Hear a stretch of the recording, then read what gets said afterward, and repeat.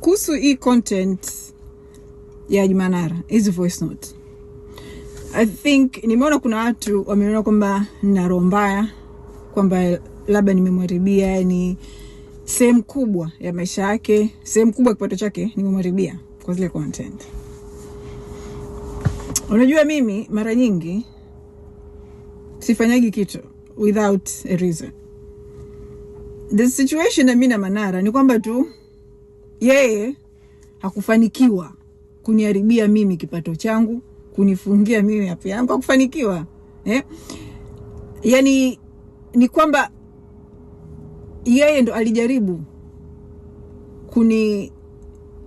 kuniharibia kipato changu, kuniharibia maisha yangu, kuhakikisha siwezi kulea watoto wangu kabla yangu mimi.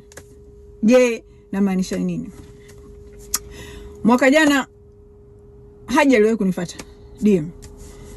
Akanipa vitisho vya kutosha. Akanambia, sio nakuja Marekani, tunakuja Marekani. Tutakunyosha, utapoteza kila kitu. Unaona?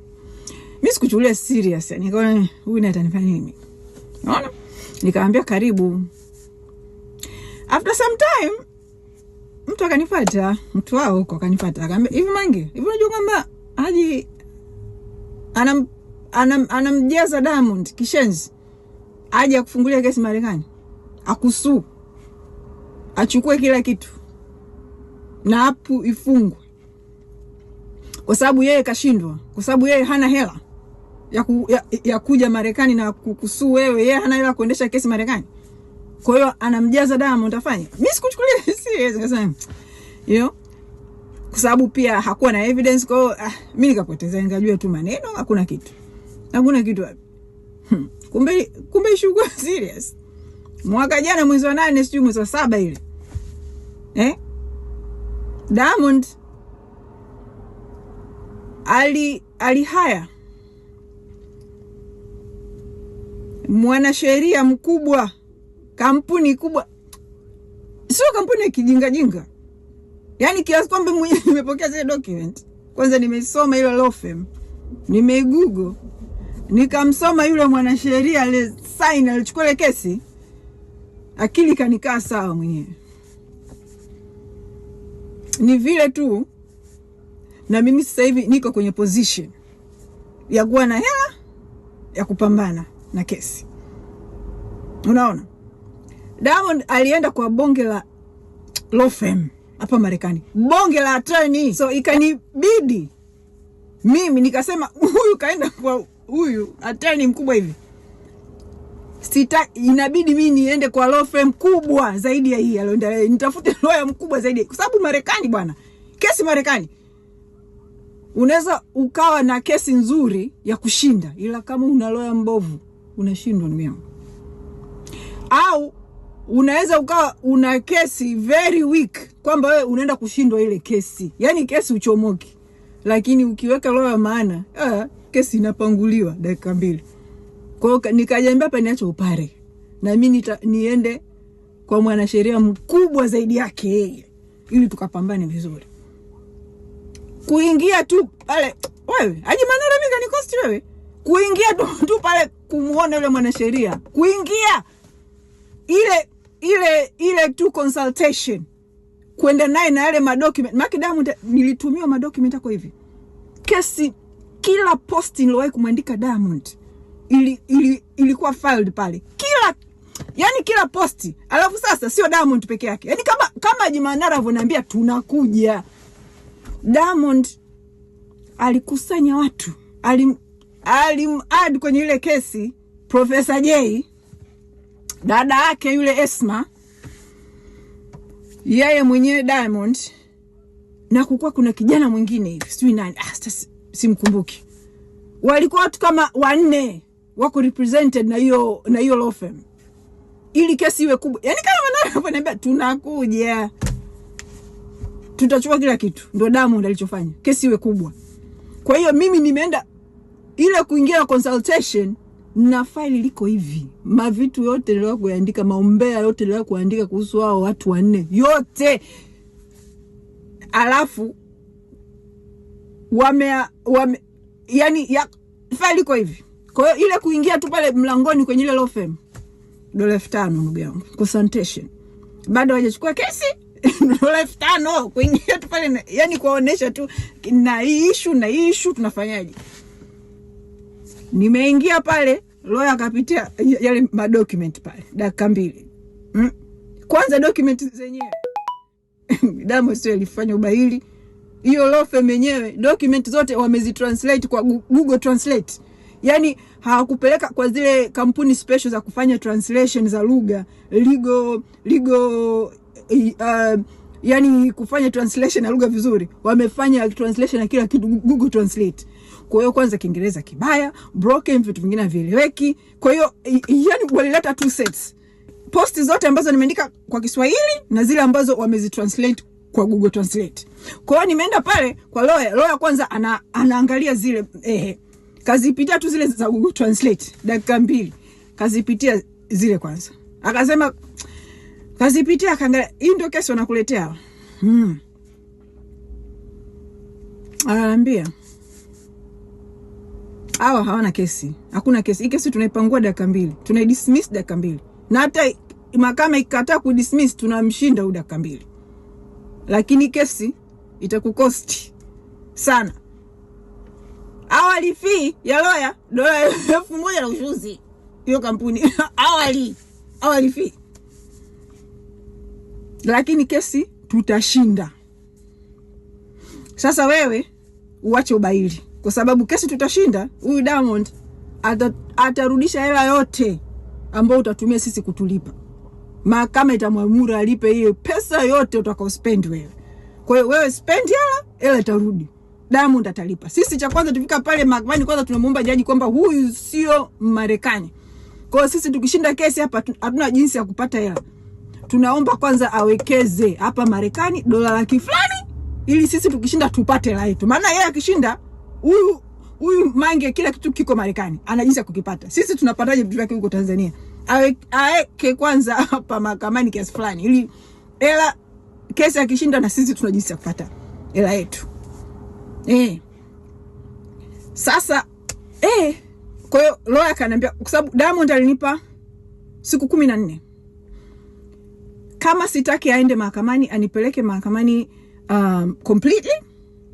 Kama sitaki anipeleke mahakamani, aliniambia nifanye vitu 3 4. Cha kwanza nifute kila kitu nichoe kumwandika kwenye social media yote, nifute kila kitu, na kwenye app yangu nifute. Baada ya kufuta niandike posti kwenye app, social media account zangu zote, na kwenye app yangu niandike kwamba habari zote nilizowahi kuandika juu ya Diamond na hawa watu wote hapa niliandika uongo, niliwasingizia, niliwachafua, naomba msamaha.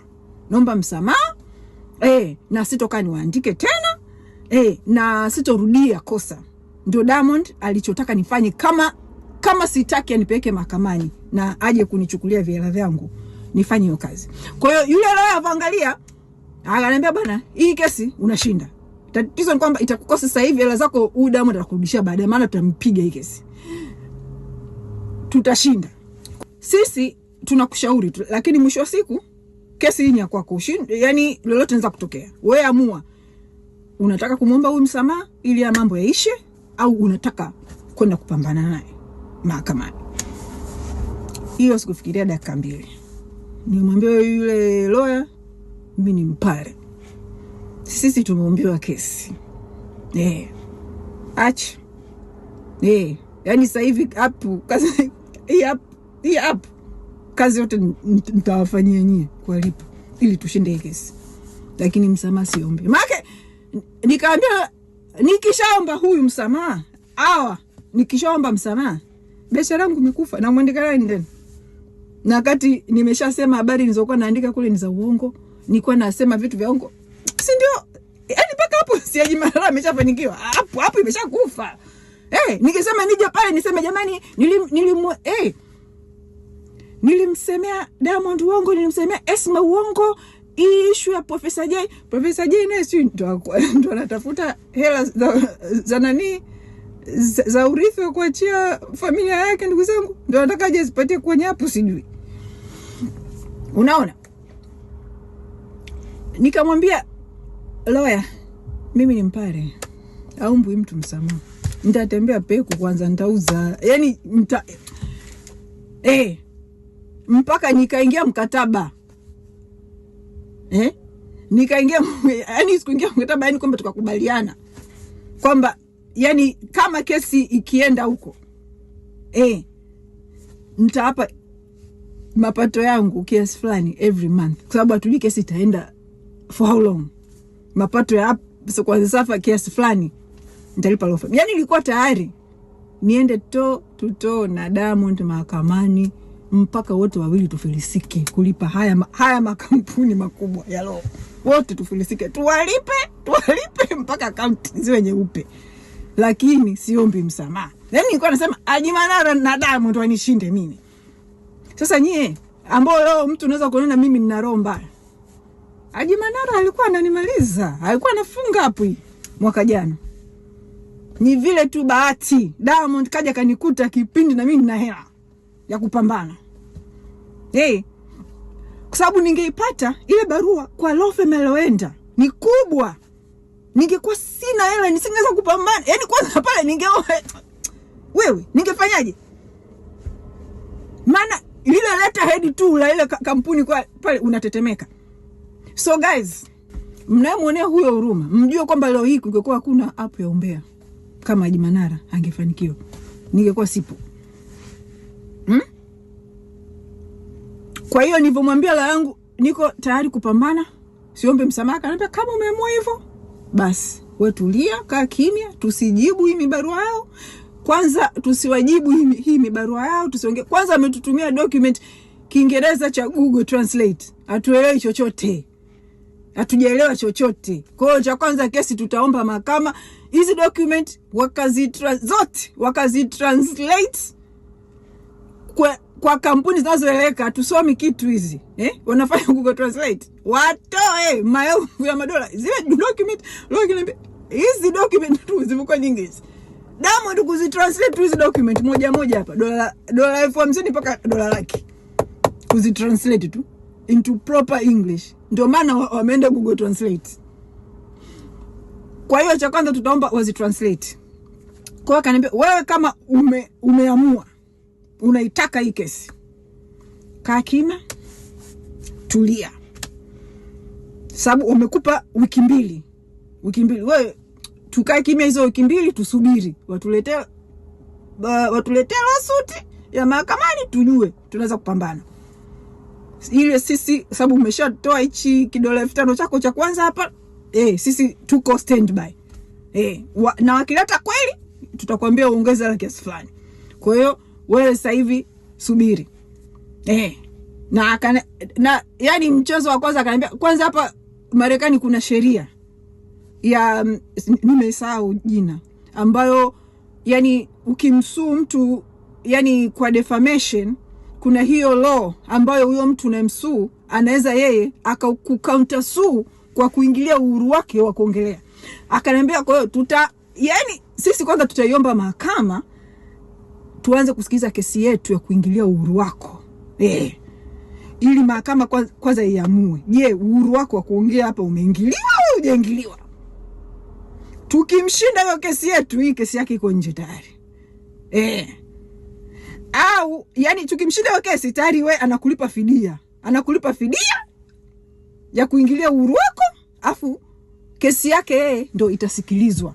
Kwa hiyo mnaweza mkajikuta wewe umeshinda kesi, yeye kaamua kulipa mahela, na hata kama wewe ukija kushindwa ile kesi ya defamation, kwa sababu na yeye ameshashindwa ile kesi ya kwanza, zika offset, hakuna mtu anamlipa mwenzie kitu.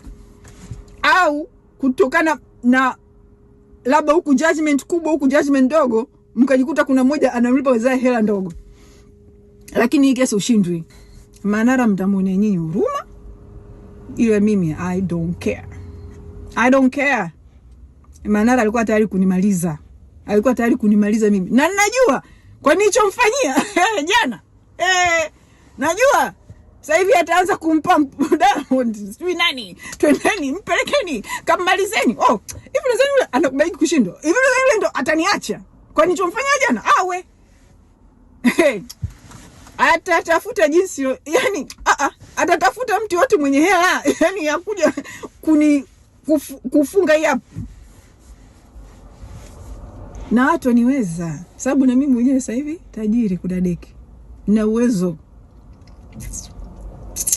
wa kuhaya maloya wa over $1,000 hourly charge. Oh, there's nothing he can do to me.